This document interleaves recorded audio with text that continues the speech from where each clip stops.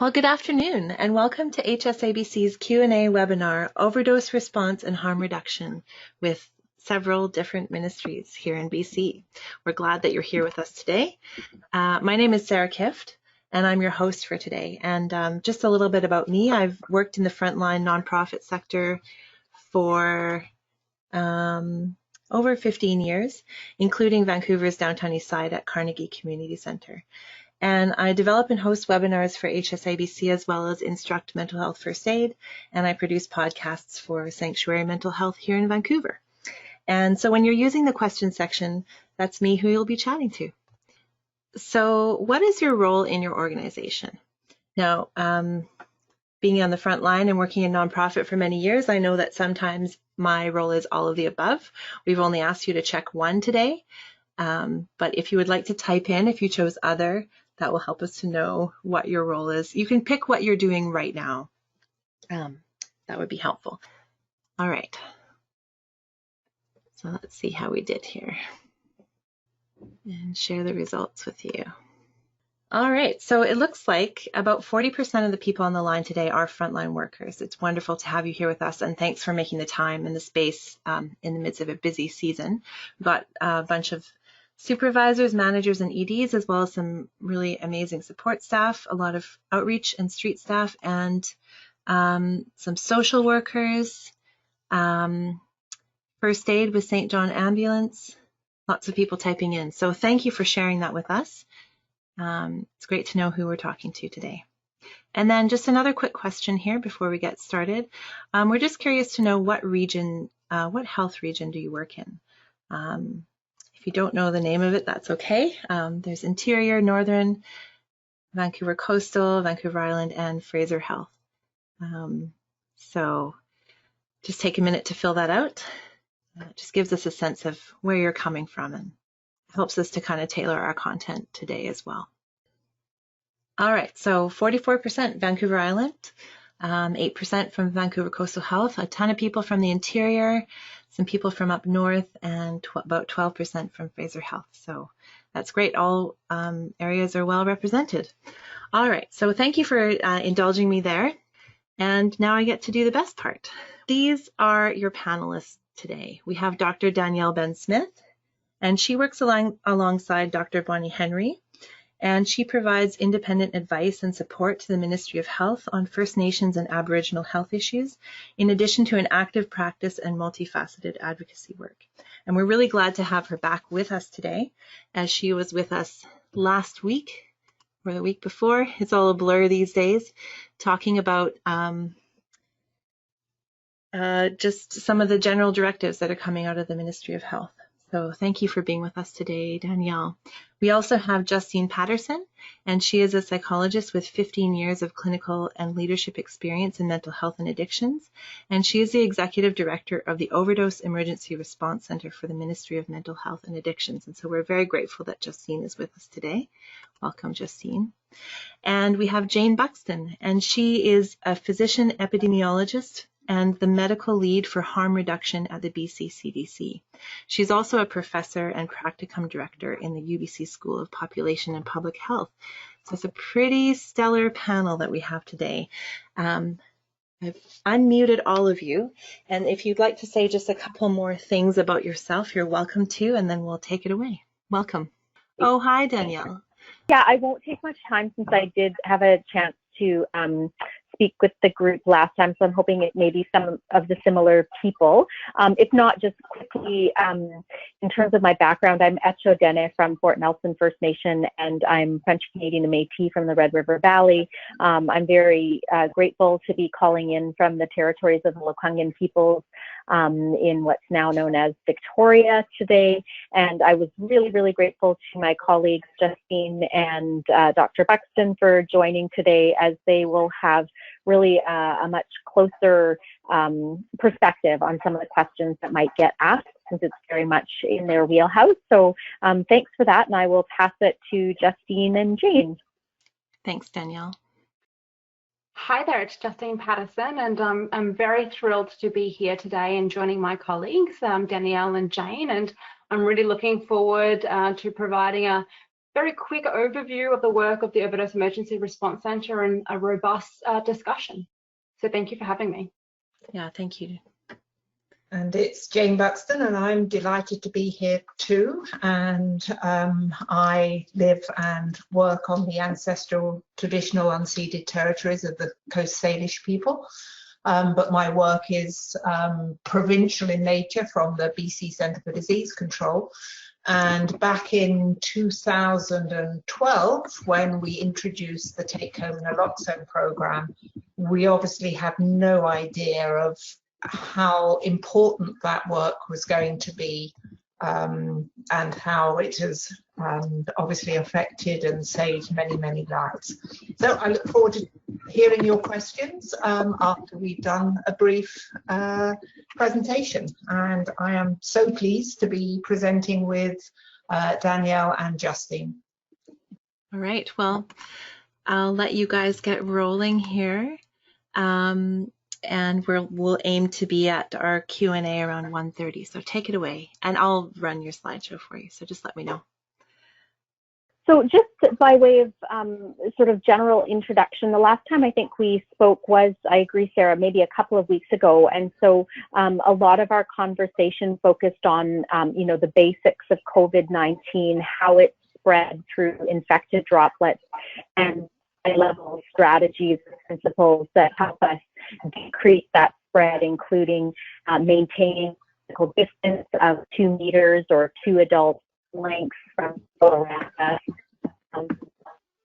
hygiene and cleaning and disinfection, and respiratory etiquette, or covering our coughs and sneezes, and of course the most important feature of self-isolating or staying away from others when we're feeling unwell or sick. Just acknowledging that that we've shifted in the epidemic curve, and as many people will know from the media, we're now in the flatter part of the curve where we're seeing fewer new cases every day, and this suggests that while there is still COVID-19 in the community, it's being spread at a much lower rate than it was previously. And this is really all a testament, as I say, to how dutiful people have been in terms of physical distancing and frequent hand hygiene and all of those other pieces that help to reduce the spread of the virus. So at this point, we're now moving into another phase of the epidemic, which is learning how to live with COVID-19. And, you know, as we await the development of a vaccine, which will be a game changer. But at this point, we really need to start planning for how we're gradually, methodically, and in a very Western science-informed way, start lifting measures and reintroducing different activities that have been on hold since the beginning of, or since March, I should say. So that's all work that's happening on the back end.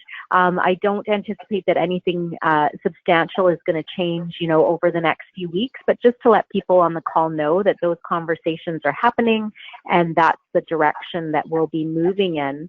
On the screen, you'll see the interim guidance to social service providers for the prevention and control of COVID-19 in their facilities. So everything included in that document, it still stands, and it really speaks again to those high-level public health principles, and then tries to drill down a little bit in terms of how that might get interpreted or implemented in a variety of social service settings where, you know, the ideal conditions aren't always able to be met, but we need to balance the risk of COVID-19 against the risk of interruption or withdrawal of services that are essential to a number of different groups.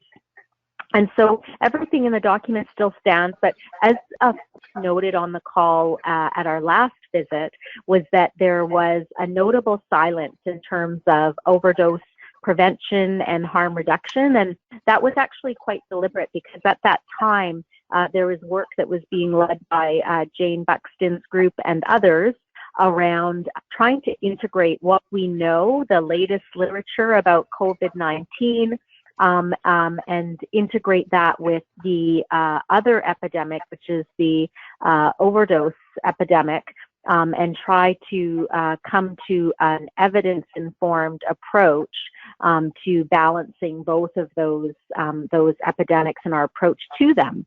So that's why I'm so pleased that Jane and Justine are with us today to share a little bit more about that document, the other document that supplements the one that's up on the screen that speaks specifically to overdose prevention and harm reduction, and then have time for your questions. Thank you.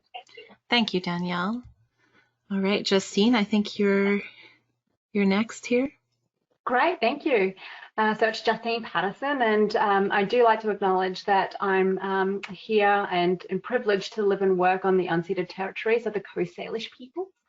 And I wanted to provide a very quick overview of the Overdose Emergency Response Centre and the work that we do to help guide you think about overdose response within your organisations.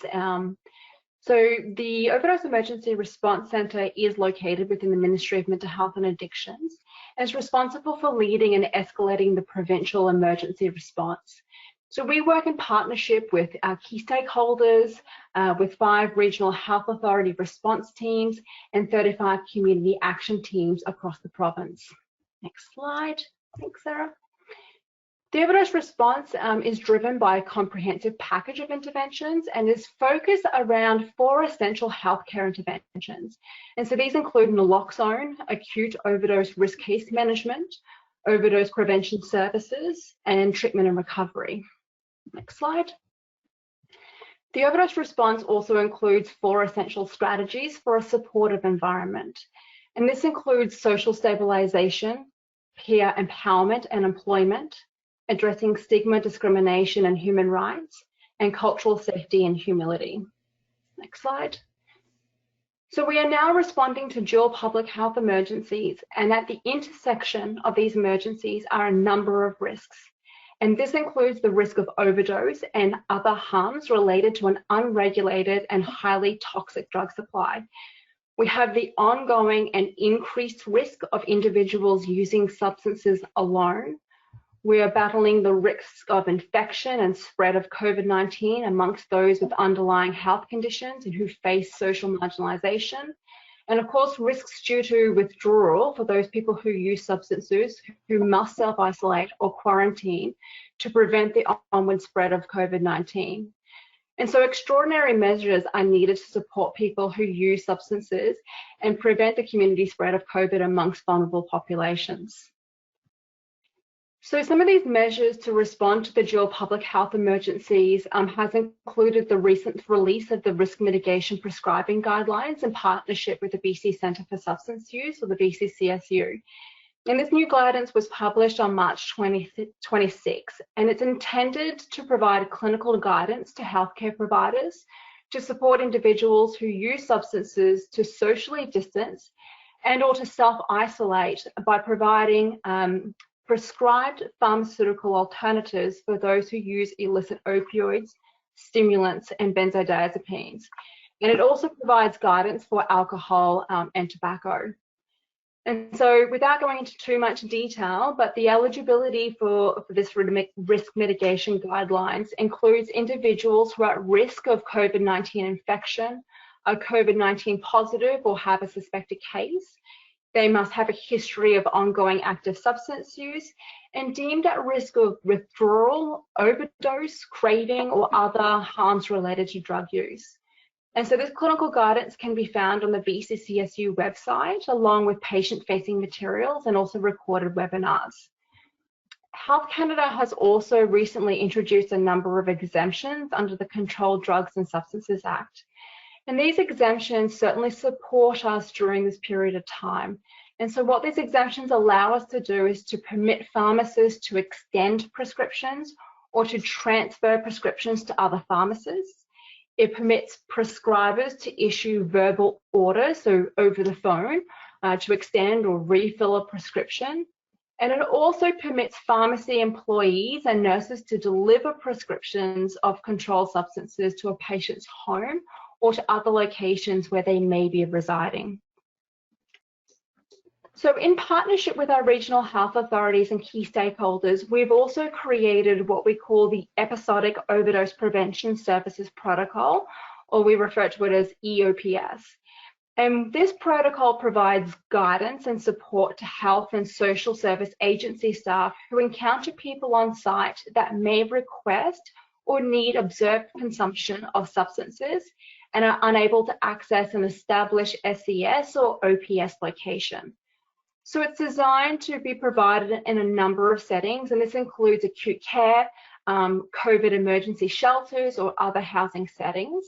And essentially provides a step-by-step guidance for safely observing the consumption of substances to support safety and dignity of individuals. So this protocol is currently in its last phase of the approval rounds, and it'll be soon published on the BCDC website in the coming days. So moving along to the Lifeguard app. Previous slide. Just a number of items. Moving along to the Lifeguard app. So due to public health measures, there's currently reduced capacity at overdose prevention sites and safe consumption sites, as well as a decline in the number of people currently accessing these services. So we know people are more likely to be using alone at this time and are at greater risk. So to support innovative solutions, we've invested in a Lifeguard app, which is a virtual using alone harm reduction tool, essentially. So it's really intended to reduce the risk of fatal overdose for individuals using alone, and for those people who have access to a cell phone with Wi-Fi and or data. So once we roll this out, anybody will be able to download the app free of charge. And essentially how it works is that an individual would open their app, they enter their information, it includes the address, the individual then selects the substance to be consumed, and then once the location is confirmed, like a 1-minute timer automatically starts a countdown while the individual consumes their substances. And at any time they can stop or reset the time if more time is required. But once that timer has expired, the platform automatically and simultaneously sounds an alarm. It activates a flashlight to flash to arouse the individual, while simultaneously sending GPS coordinates and other key information to 911 if a rapid emergency response is required and the individual is non-responsive. So emergency services will then be dispatched. So this is an initiative that is being led in partnership with PHSA and Lifeguard. And we're actually working to roll this app out provincially over the next 4 weeks. So we'll keep you posted on the progress. It's important to note, however, that the recommendation continues to be that people do not use alone. And just finally, in terms of some of the other work that we've been doing, we've expanded capacity at the Raceline over the last month, and this is the rapid access to consultative expertise line, and it provides primary care providers and other prescribers with specialty clinical advice for addiction treatment. One of the downsides to the Raceline is that it's currently operated within business hours. And so to mitigate this, we'll soon be rolling out a 24/7 support line for prescribers, nurses and pharmacists in partnership with the BCCSU. And this will support us to have on-demand addiction support 24 hours a day, 7 days a week. So all the relevant information can also be found on our hsa-bc.ca website, and this includes links to other substance use resources and mental health supports. Thank you, Justine, and we'll make sure those links go out and are posted through our website as well. Jane. Great, thanks. So my role at the BC Centre for Disease Control is to oversee the harm reduction distribution of supplies, as well as developing and working with our partners at the health authorities and also with people with lived and living experience. So nothing that we do at the BCCDC is in isolation. We have a lot of connection and communication with folks in the field. And one of the things that we heard early on was that there were lots of messages coming out with regards to COVID-19 and how one should stay at home and not to use communal activities and things that really didn't seem very relevant to folks who may be more precariously housed. So we developed the harm reduction and overdose response in the light of COVID-19, which was really addressing some of the issues. One of the things really was to re-emphasize that overdose was still occurring, that as was described earlier, there is still toxic drugs in the illicit market, and that what we need is to make sure that people can be as safe as possible, and to remind folks how to reduce the risk of overdose, as well as how to remain safe and avoid infection from COVID and the things that Danielle mentioned earlier. And one of the things we always promote is that people should carry naloxone and have an overdose plan. One of the other things that we heard quite early on was the concern around, was there a shortage? I think we heard lots of discussion around shortage of supplies, but those supplies were more around personal protective equipment, masks and those kind of things. So what we've been trying to emphasize is that there is currently no shortage of harm reduction supplies that we distribute around the province, and that includes the supplies for safer injecting, safer smoking and safer sex. And there is no shortage of take-home naloxone kits. Those are readily available, and we have been able to distribute and send them out. Obviously, there may be a little delay in actual being sent and arriving, because I think a lot of couriers are overtaxed at the moment. The other thing is there may be a perception that things aren't as available.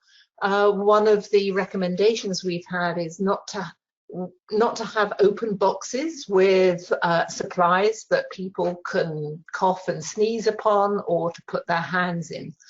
So there's been a lot more, people have had to request the supplies that they need.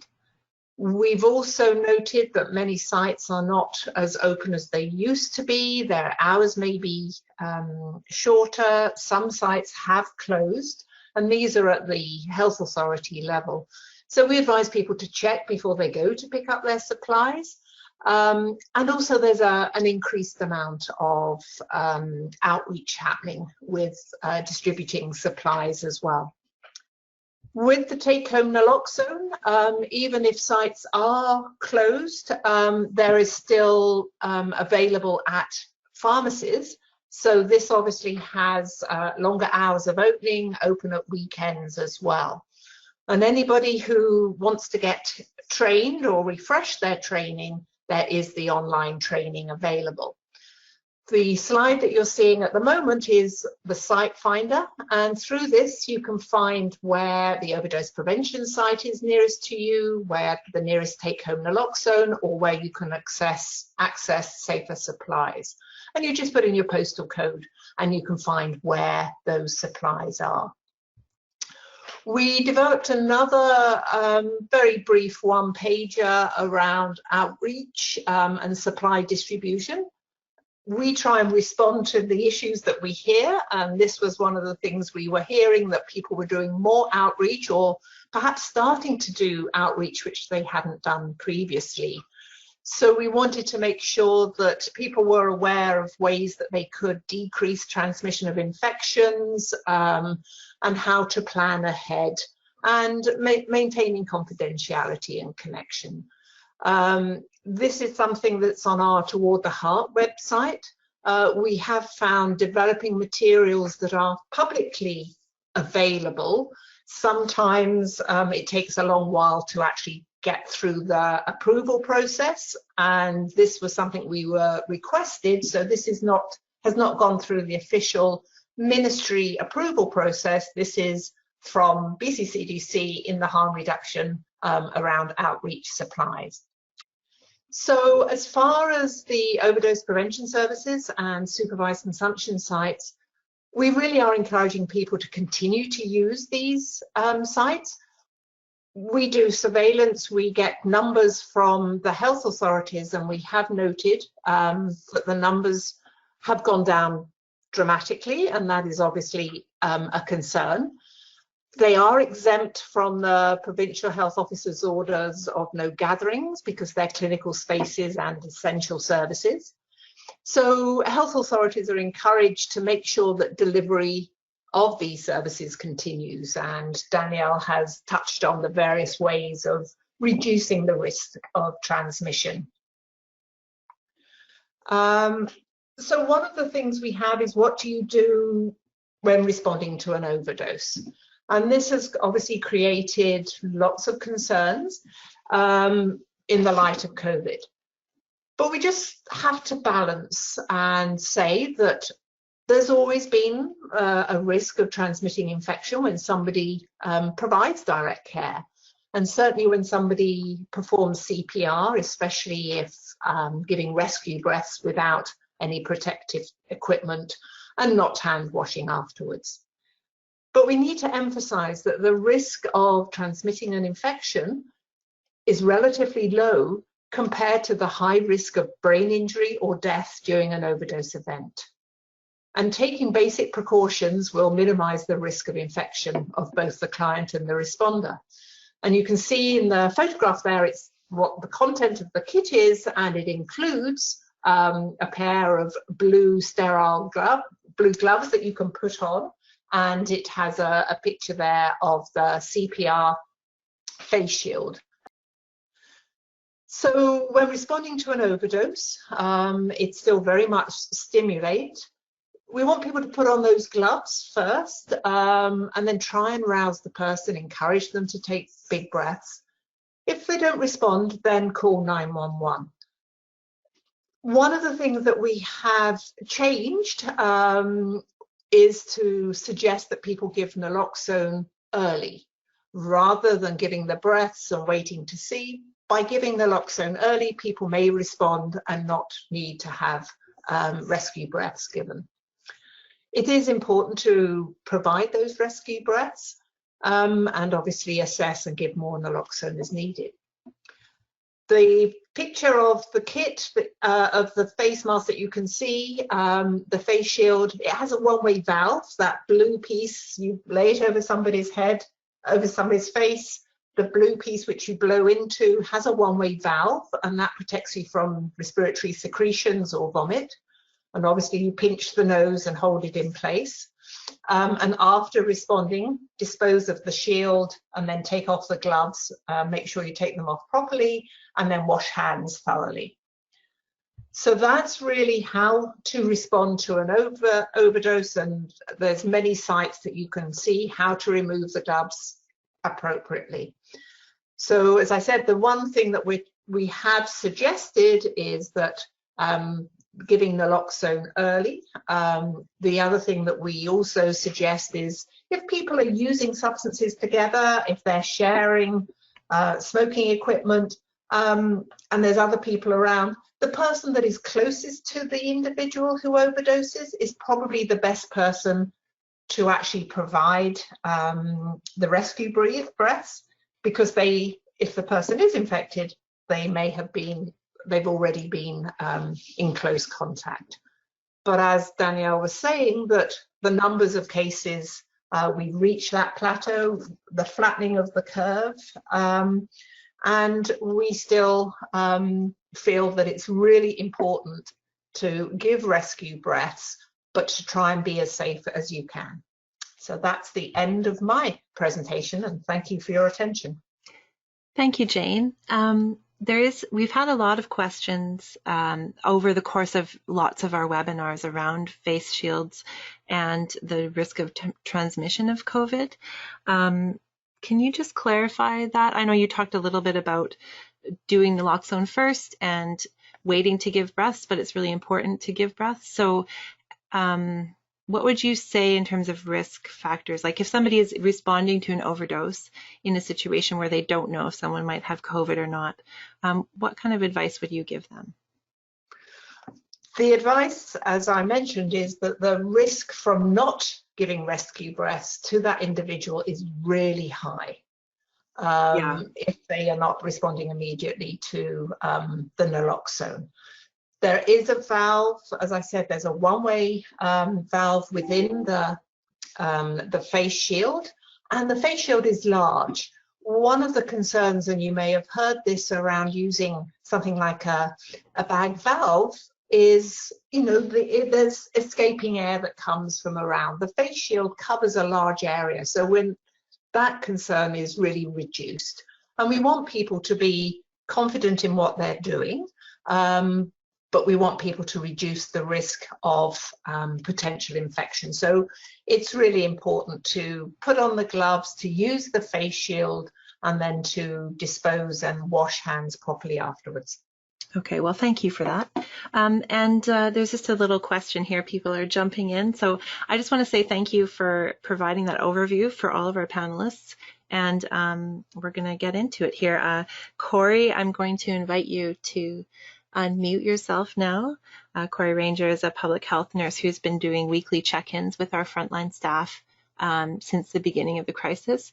And he has been collecting some questions that have come in previous to this webinar, and I'm also monitoring the question section for ones that are coming in now. So just one more question around masks. Is the BC CDC recommending at this time that people avoid bag valve masks or ventilation if possible? That's been kind of an area of question for us lately. Yes, and that's a really interesting question. Certainly the bag valve mask, there is a filter that you can put on it, and I believe most OPS sites and SES sites will have that filter, and that prevents the air coming out. It filters it. It's a HEPA filter. It filters the bacteria and the viruses. So that's one thing that can be done. The other thing is it's making sure that whoever is the best trained and able to hold that mask in place. I don't know about you, but being female, my hands aren't that big, and I do find it quite hard to hold it in place. So whoever has the training and can hold it in place the best is the person that should be using it. Mm-hmm. We have had lots of discussion around what is the risks, and because we're not seeing large numbers of cases in the community, most of the cases that we have seen of COVID have been related to outbreaks in certain, obviously in long-term care facilities, but in other situations, that we're not aware that there's been any transmission through rescue breaths using any of these sort of the resources such as bag valve masks, pocket masks, or through the CPR face shield. Yeah, and that kind of, I'm going to keep asking you around this because we've got a lot of questions pouring in on this topic. Have you had any discussions around the risk of transmitting COVID while you're giving rescue breaths with a face shield? Because, you know, some people have been hearing that, you know, you can be asymptomatic but still a carrier. That's true, but that's true if you were standing close to somebody and they coughed, or you were in close contact with somebody. The actual transmission in from people who are asymptomatic doesn't seem to be a huge concern. That, I mean, a lot of the concerns are theoretical rather than actually happening in practice, I think is probably the safest thing to say. Right. And so, yeah, we certainly want people not to suffer from brain damage or death because people are too afraid to respond. And we've certainly seen a lot of our folks, our people with lived and living experience, who have continued to respond regardless of COVID, because they, you know, for them, this is the most important thing, is to help their friends, their community members.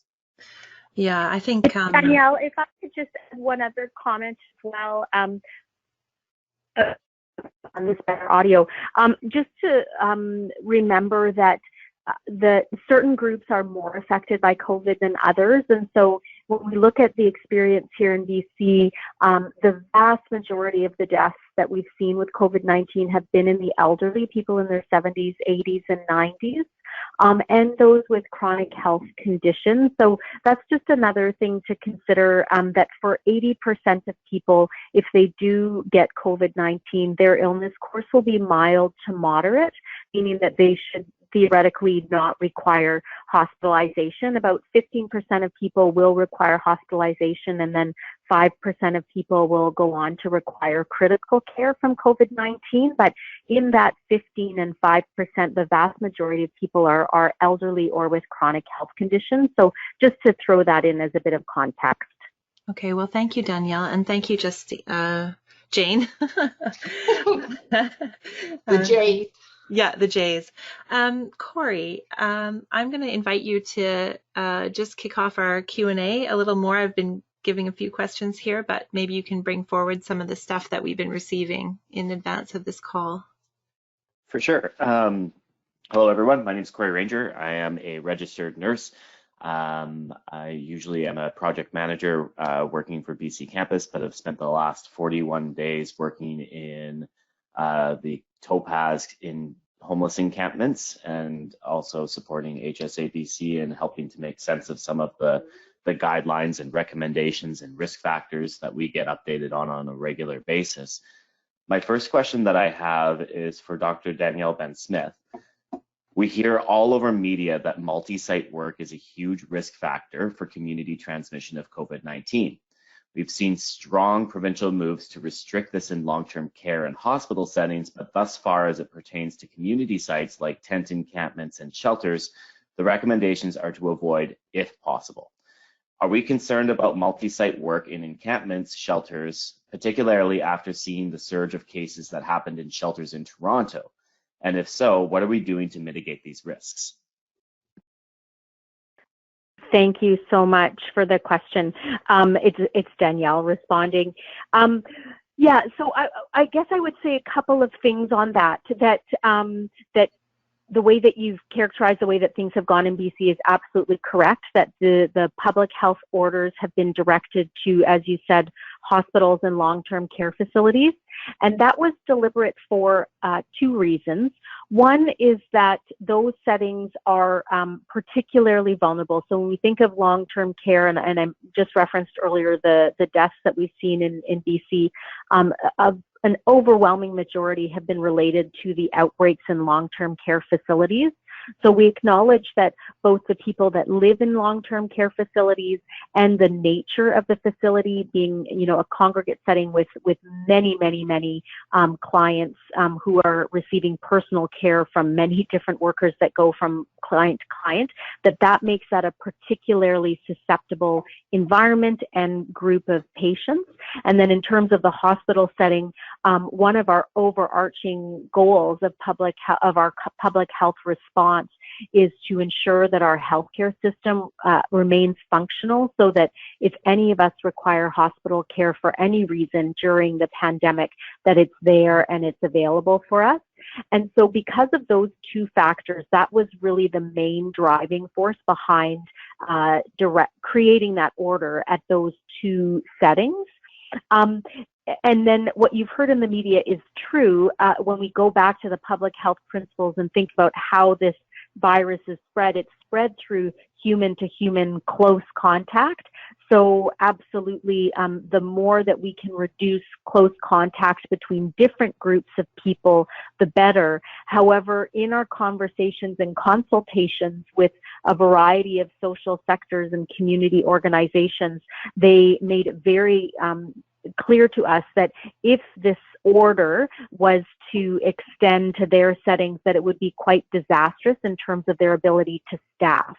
And we regarded many of those services as being essential, thinking about group homes and residential homes.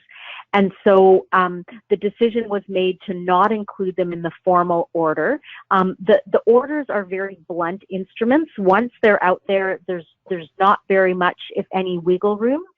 Whereas the recommendation still stands that for organizations and sectors where it is possible to limit the movement of staff between settings, that's ideal.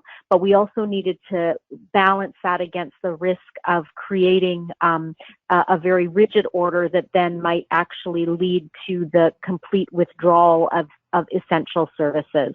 Mm-hmm. I would say also just in terms of the outbreaks in shelters, the work from my perspective that I've been able to see manifest through the Vulnerable Populations Working Group at the Provincial Emergency Coordination Centre and the collaboration between the health authorities and BC Housing has been pretty remarkable in terms of creating new housing and emergency response centres to facilitate thinning some of the shelter populations and providing some additional ways to mitigate or reduce the risk of the spread of COVID-19 in those populations.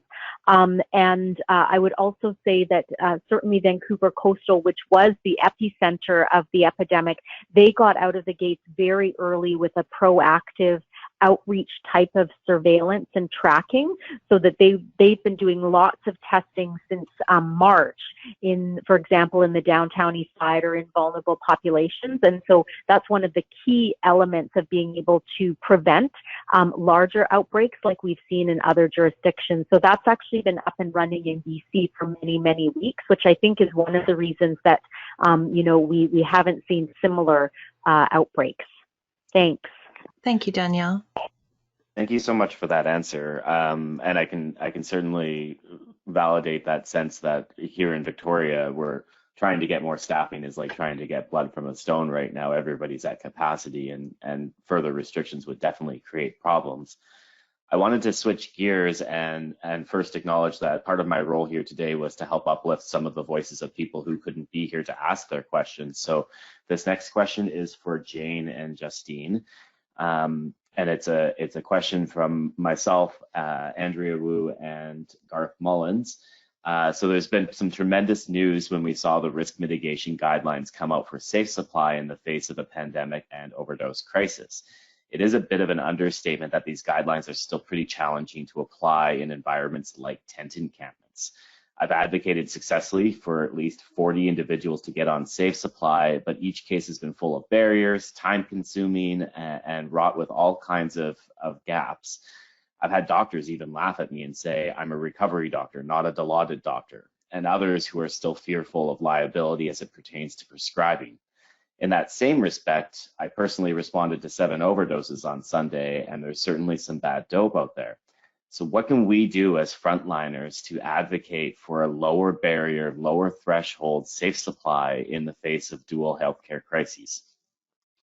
I can maybe start, Justine, and then I'll invite Jane to add. I mean, that's a multifaceted question and a very good question.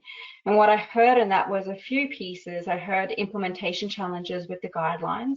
And then I also heard, how do we move the dial and look a little bit more to a non-medicalized model? So I may, and then what it is that individuals can do to support and to advocate, actually. So it's 3 questions there. So I might address those separately, if that's okay. In terms of the medicalized model, I would certainly say that I acknowledge that there's a challenge with a medicalized model of pharmaceutical alternatives. Downloading that responsibility to prescribers certainly has challenges in terms of equitable access. It has challenges in terms of the expectations that an individual is to engage in treatment. It's also challenging, I think, to engage people who have been disconnected from the health system, or engaging people who've had a negative experience with the healthcare system, which is all too common. So what I would say, though, around that is, I think that dual public health crises have given us an opportunity to look at the way that we provide addictions care, to look at the way that we offer pharmaceutical alternatives, and I think further speaks to the need for safe supply.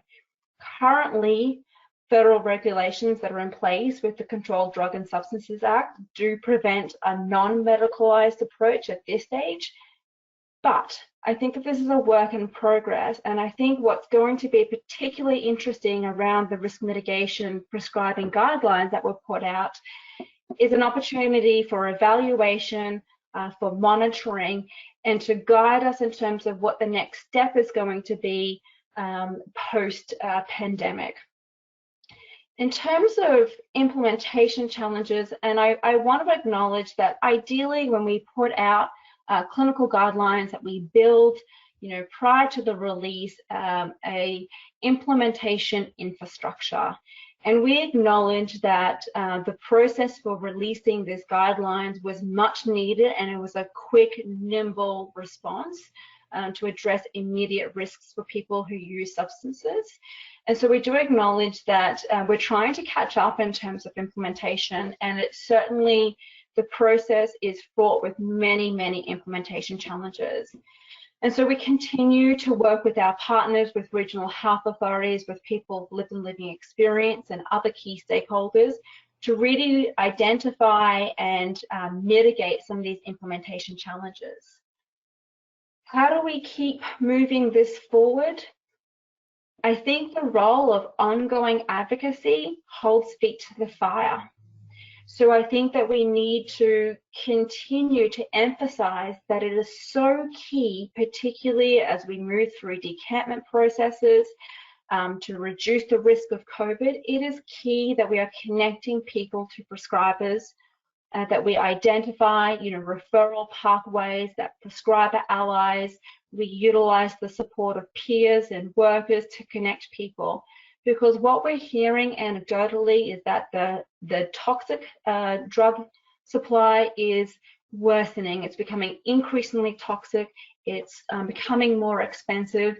And we've heard that there's more fentanyl floating around. So we're very concerned in terms of risks. I think I could talk probably all day on this question, so I might just throw it over to Jane if you had anything extra to add, or Danielle. It's Jane. I have very little to add. I think you covered that very well. I think we're all, one thing I can say is that things have moved quickly. Obviously, there's been a call for safer supply for a long time, and things have moved quickly, but it isn't without challenges. And your question, Corey, around sufficient physicians, we have to educate our physicians, we have to support people with lived and living experiences, and this is something that is ongoing. It's a start, it's not perfect, and we really appreciate the input that we get from frontline workers, from people with lived and living experiences to work out how best to adapt. And also it gives us a chance to evaluate and hopefully move forward in the future, even when the pandemic is gone. Well, thank you both for that answer. I'm just monitoring the chat window here, but while I'm doing that, Corey, I know you have a few other questions to bring forward in our remaining time. Yeah, for sure. I'll lob a one that I suspect I know the answer, but it's just a little bit of a follow-up on that safe supply. What is the likelihood of being able to continue safe supply post-pandemic? And if it's low, why? I can, Justine, I can start with that, and then perhaps Jane, you might want to again add to that. So just to build on what I was mentioning in terms of evaluation and monitoring. So in partnership with the BCCSU and the CDC and Ministry of Health, we are engaging in a monitoring and evaluation of the pandemic prescribing, and this result will certainly support further policy decisions. I'm not sure if I'm willing to give it a rating or a percentage of success or failure. I'd like to remain perhaps delusionally optimistic in this space, but this, I think, is our opportunity to look at what our new normal to support pharmaceutical alternatives and safe supply is going to be post-pandemic. And so we'll be leaning on the evaluation and the monitoring to guide those policies. And we'll also be working across ministry and with the College of Physicians and Surgeons and with our key stakeholders and partners to plan what this looks like post-COVID. So it's certainly a priority for us at the Overdose Emergency Response Center, and certainly a priority for us as a ministry. Thank you so much for that answer. And yeah, I understand it's very hard to give a ranking or a percentage for sure. But it's Jane, I just think that after the pandemic, the overdose crisis will still be there. And therefore, we're beholden to continue and support based on the evidence that from the monitoring and the evaluation to keep it, if it's shown, or to learn from that. The evaluation, how we can improve and how we can reach more people. Mm-hmm.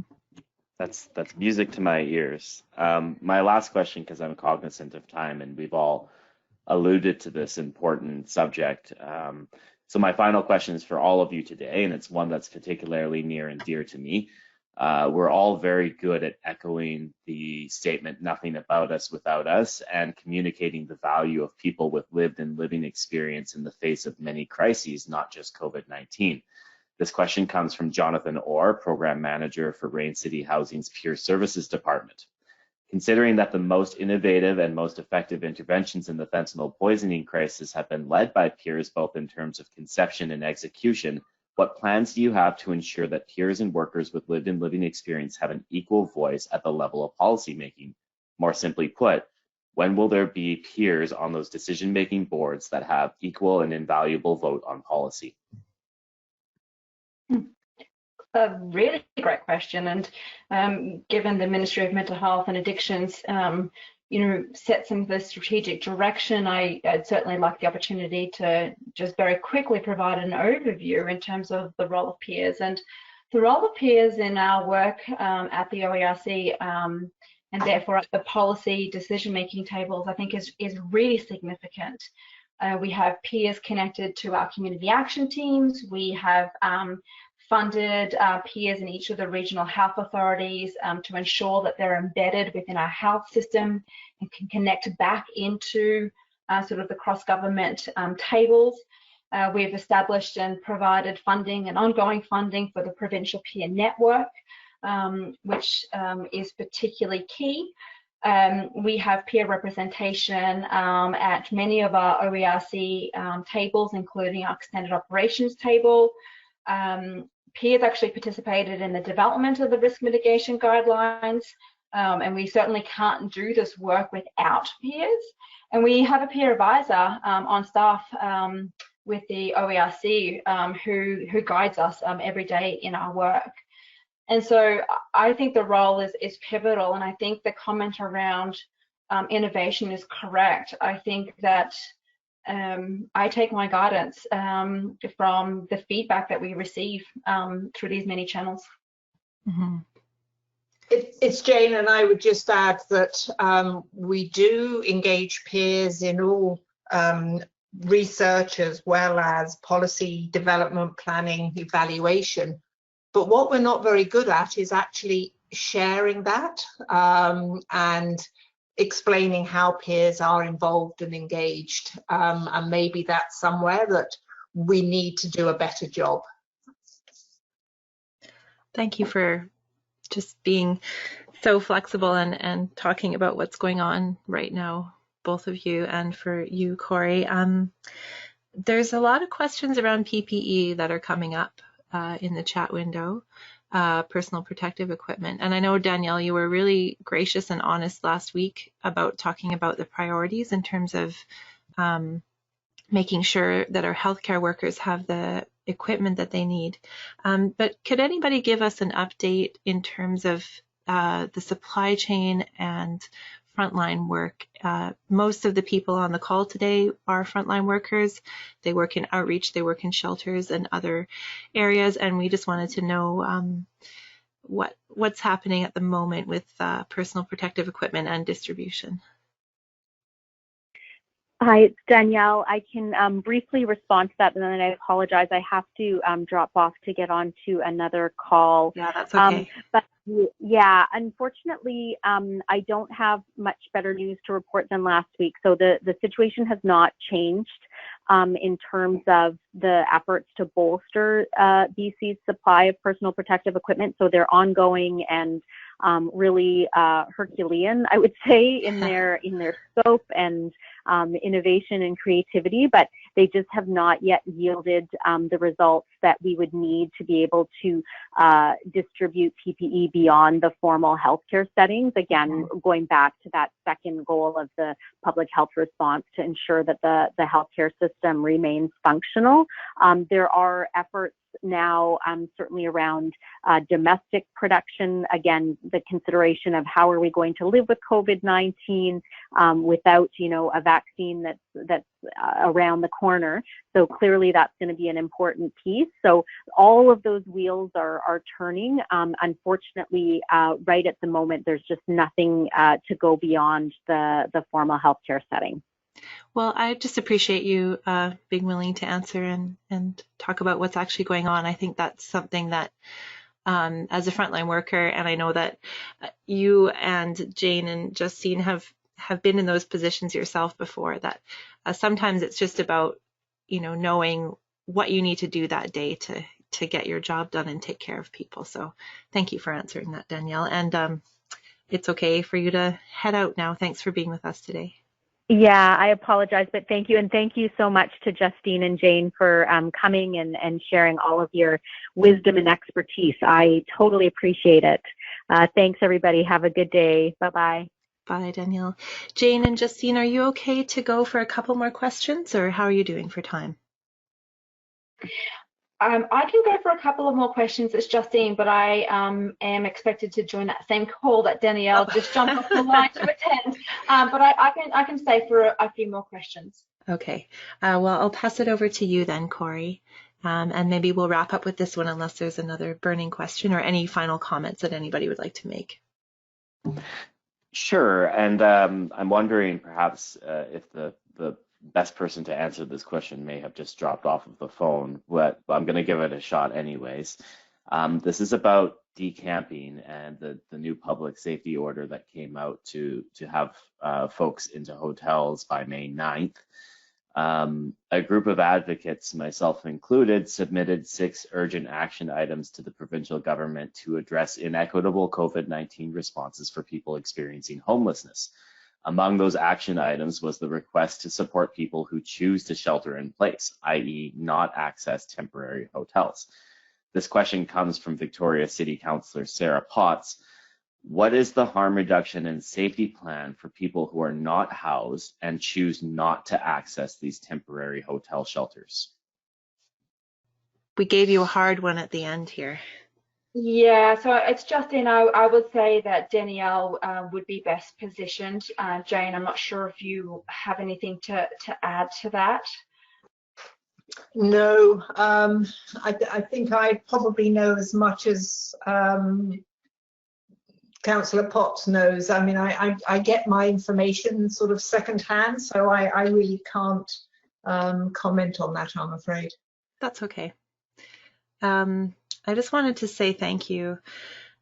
A lot of times we don't get to have this conversation, Jane and Justine and Danielle, you're doing very important work with government and with policy and also it sounds like with peers and people with lived experience. And then we have this group of members and lots of other frontline workers across the province who are also doing very important work in their daily work. So I just want to say thank you for everybody on the call. This is a stressful time. There's lots of unanswered questions, but thank you for taking the time to be here today. Thank you for showing up at your work. Thank you for continuing to respond to overdoses. Thank you for continuing to advocate for people. And to Jane and Justine and Corey, thank you for all the work that all of you are doing to help us get through this crisis. If anybody has anything final to say, go for it now.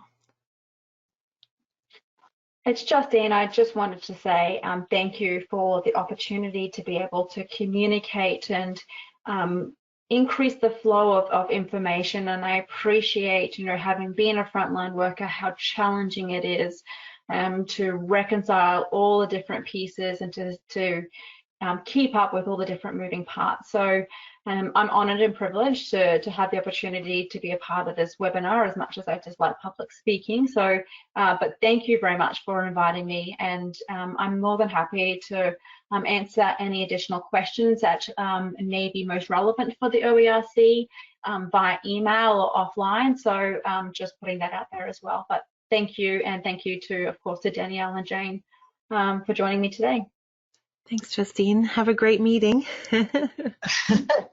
And thank you for everyone's attention and for everything that everyone is doing. It is a difficult time, but without you folks, it would be much harder. And working together with such compassionate folks on the front line, it's just amazing the work that you do. So make sure you take care of yourselves as well as taking care of the people at risk. Yeah. Yes. Well, thank you, Jane. Thank you for being here. Thank you for showing up. Thank you for taking questions, for asking questions, and for just being with us today. And this webinar will be uploaded probably in the next day or two, depending on how well my kids behave. But it'll be up on the hsa-bc website under the sector resources section there, as well as all the handouts, upcoming webinars, everything else that you need to access our resources. And we'll put up some of the stuff that Justine, Jane, and Danielle brought to us as well today. All right, everyone, take care, stay safe, stay calm, and know that we're rooting for you.